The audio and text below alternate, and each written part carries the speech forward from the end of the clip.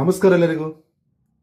ಓದುವಂಥ ಮಕ್ಕಳಿಗೆ ವಿದ್ಯಾಭ್ಯಾಸದಲ್ಲಿ ಬುದ್ಧಿಶಕ್ತಿ, ಜ್ಞಾನಶಕ್ತಿ ಹೆಚ್ಚಿಸುವಂತಹ ಒಂದು ವಿಶೇಷವಾದಂಥ ಈ ಮಂತ್ರ ತಮ್ಮ ಮಕ್ಕಳಿಗೆ ಅವರು ಪಠನೆ ಮಾಡುವುದರಿಂದ ನಮಗೆ ಹೆಚ್ಚಾಗಿ ಲಾಭ ಸಿಗುತ್ತೆ.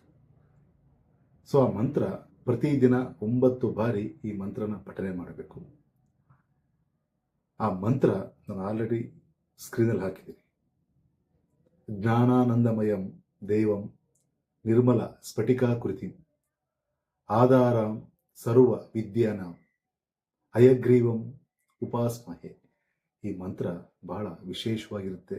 ಈ ಮಂತ್ರನ ತಮ್ಮ ಮಕ್ಕಳಿಗೆ ಹೇಳಿ ಅವ್ರ ಬಾಯಿಂದನೇ ಈ ಮಂತ್ರನ ಪಠನೆ ಮಾಡಿ ಬುದ್ಧಿಶಕ್ತಿ, ಜ್ಞಾನಶಕ್ತಿ ಹಾಗೆ ವಿದ್ಯಾಭ್ಯಾಸದಲ್ಲಿ ಕೂಡ ಒಂದು ಉನ್ನತ ಸ್ಥಾನಕ್ಕೆ ಹೋಗುವಂಥ ಒಂದು ಮಂತ್ರ. ಸ್ವಯಂ ಹಯಗ್ರೀವಂ ಅವರ ಭಗವಂತನ ಒಂದು ದೀಕ್ಷಾ ರೂಪದಲ್ಲಿ ತಮ್ಮ ಶಿಷ್ಯನಿಗೆ ನೀಡಿರುವಂಥ ಈ ಒಂದು ಮಂತ್ರ. ಸರ್ವೇ ಜನಂ ಸುಖಿನೋ ಭವಂತು.